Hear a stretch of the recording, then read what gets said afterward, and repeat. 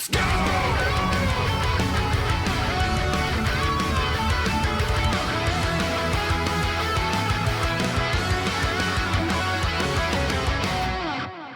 Developer's Backyard. Post-release Developer Backyard. I have to admit something, right?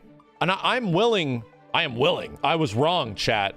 I have never been wronger than I ever have been. I was so wrong that the devs really surprised me in this situation. That I thought 100% that this game would not be getting any substantial balance patches or anything. I was wrongerist until possibly next year, because that is just the nature of the way ArcSys approaches patches and balancing. They just really haven't done things quickly, and they're mostly like a company that is like, hey, you know what, you're gonna play what we made for a little while, and then we're gonna touch it up every once in a while. But usually a lot of their games are like, that's the way the game is, enjoy it for a bit, you know, until it actually gets changed. Seems like the devs actually do want to change things a lot earlier than we were anticipating. Like, so early, in fact, that some of the first changes we might be seeing, as described from this Developer Backyard, could be showing up within a few weeks from now, which is absolutely crazy. I think it's actually things in the form of buffs. It's not a huge balance adjustment for the whole cast, mostly just buffs, believe it or not. It's actually going to be after Evo. I would like to explain myself. I thought 100% they would be following the exact same things that they were doing before, that this game would be sort of stuck with the way it is for quite some time. However, there's a big ass difference with Guilty Gear Strive in comparison to previous Guilty Gears. I don't think this game has a proper arcade release. I don't think the arcade release is really dictating how the development is going to continue, because that was a big deal when it came to the previous versions of Guilty Gear. It is hard to get the arcade versions like updated, you know, in some way, or to put new versions into the game, if not convince people to buy new versions that actually run at arcades, you know? There is going to be an arcade release of this game, but it's going to be kind of like Street Fighter V, where it would be post-launch, and instead of the arcade version dictating how the console version is going to be, now the console version is dictating how the arcade version is going to be. At least it seems that way, you know? I don't know if the arcade release is actually out yet. I don't know if it's actually in arcades. I knew they were doing some stuff for it, but this is like the big difference. It's out now. Gotcha. This is the big difference, that they're going to get changes and adjustments, and they are going to have to update the console version, if not the arcade versions, a bit more frequently. And usually the arcade versions is what would hold that back in the past. But you know what? They probably changed the distribution for the arcade cabinets. It might be easier to do than it was before. Who knows? I love it. Right? Long story short, it already feels like we've been playing the shit out of this game for like a hell of a long time. It really feels like it's been out longer than it has been, which is funny. It's only been a couple months, but even 2 months feels like we've been dealing with some extremely aggressive fucking characters for quite some time, you know? Usually a lot of the hardcore fan base of fighting games, like the people that are super hardcore, that are like tournament players that just grind this thing out nonstop, and they're like the super grinders of the game, usually they're a little reluctant about latest changes to the game that happen quickly, you know? You patch the game too much. That usually is a very big negative when it comes to a lot of fighting games in the past, and one of the contributing reasons why some fighting games die out competitively is that they get patched too much. It's going to be interesting. This might be a version of Guilty Gear that gets patched a lot more frequently than other versions. However, for me personally, I like it. I mean, there's a chance that the characters I play, like for example, like Leo, there's a chance that Leo might get toned down quite a bit. You know what? Sure, he got toned down significantly before.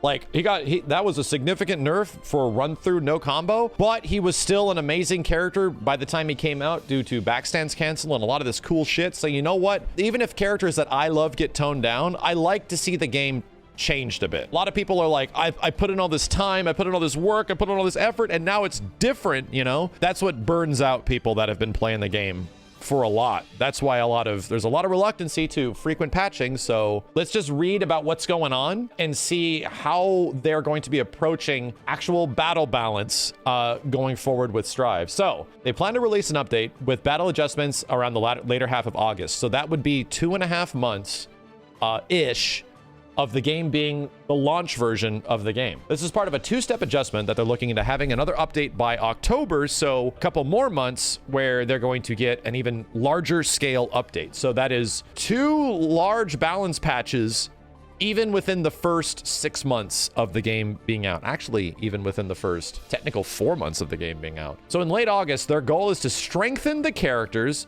they've determined to be lacking in power and improving moves that don't have enough options for use. Just by this alone, this seems that Arc System Works wants to approach the game the way that everyone sort of complains about, right? The memed way that everyone is like the Street Fighter devs did back in Street Fighter V when that was first coming out, where they're like, we want to buff, not nerf.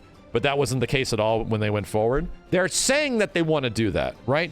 This is a lot more effort than just writing this on paper, you know? This is a substantial amount of like work in terms of making some things better on characters, because suddenly if it's like they determine that Kai Kisk is maybe doesn't have enough powerful options and we're gonna make some other stuff better on Kai, damn man, it's like a couple of things tuned in a very small direction or a couple of frames changing here and there can suddenly make characters super fucking good. But we don't know to what degree they're going to be going, right? We don't know if they're going to go crazy on Zato or anything like that. So their plan is to pinpoint the changes we make to specific targets rather than making big overall changes. So no system-wide changes is what it seems like. That means that some characters could just be unchanged at this time, right? Some characters like even Kai might be another good example. The dude feels like he's pretty good, but it just takes a while to get to that point. He's like a really good fundamentals character in this game, but we'll see. We don't know which characters they're going to be tackling and how they're going to be tackling them. They're considering changes to damage output or minor adjustments to the properties of overwhelmingly powerful characters and moves. However, we will make these decisions very carefully. So there's a small chance that damage for Soul is going to get changed. This is like 100% talking about clean hit uppercuts, right? Clean hit volcanic vipers. They just do so much damage. It's ballistic. I think that's like the thing you can expect to change, right? The way Soul's like viper uppercuts sort of totally break the damage scaling system in the game is probably going to change, because that shit is clearly like, oh, that's just fucking busted, you know? Beyond that, I don't know. I think they're going to wait on his extremely good buttons like kick, like far slash. I think they're going to wait on that. They're probably going to take care of the thing that is the most insanely aggressive about Soul Bad Guy, which is obviously his fucking damage, dude. If you at least made him had to hit you a couple more times instead of fucking killing you off of like 1 or 2 hits, then that's like an easy adjustment that can be made before they get to the October update, where it's like, oh shit, right? I mean, anyone would kind of agree that if you play against Soul, I think 5K ends up actually being his best thing.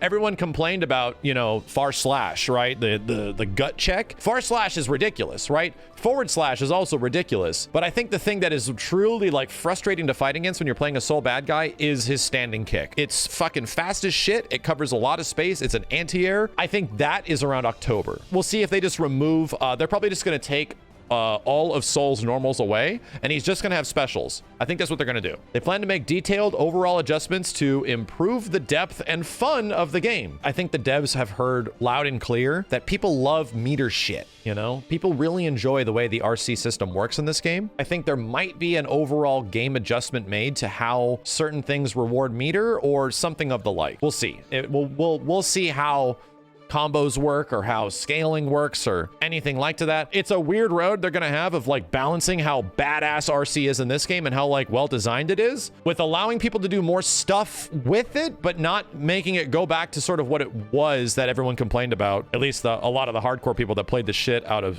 Xrd that really didn't like that shit in the previous game. They're gonna address the details of this at another time. However, the general plan, our number one priority, is to make controlling the characters and playing matches more fun. To me, the devs are prioritizing fun, and that is a weird thing to hear in the modern esports era of fighting games, right? Can we acknowledge that using this sort of verbatim, using the word fun to design your fighting games is definitely a lot different than what you hear with developers approaching characters in the past, because usually the efforts of the esports era of fighting games, which is essentially Street Fighter V and beyond, most devs are going for balance, right? We are trying to even out our game in some way. We're trying to balance our game, right? And usually balance isn't specifically like fun. And to me, it feels like the devs might understand this, right? The spectrum for this isn't just black or white. It's not just like insanely fucking overpowered shit on some characters is fun, or insanely underpowered characters is fun. No, there is a middle ground here to allow characters to do crazy, wacky shit that is fun to do. So it seems like, based on what they're saying, that they want to give characters more access to fun shit. Soul Bad Guy is playing his own fucking game and doing things that no other character can do, even if you take away some of his crazy normals, even if you take away his access to ridiculous damage. That might be something they're looking at. People are enjoying these characters to a certain degree, and the things that are pronounced as fun in Guilty Gear are clearly the ArcSys system, and it's clearly characters that are able to express themselves a variety of ways. You know, characters like Chip are great because everyone plays Chip differently, because he's got a shit ton of options. I hope that's what they're prioritizing. You know, I hope they just prioritize the ability for people to play characters a variety of different ways, because that is genuinely fun, in my opinion. It is fun to see people play characters different ways, as long as they delete Axel from the game. We can just take him out of the files. Yeah, I think if they want to make the game more fun, they can just remove Axel Low and we'll be good. That will make the game way more fun. Just get rid of him, toast his ass.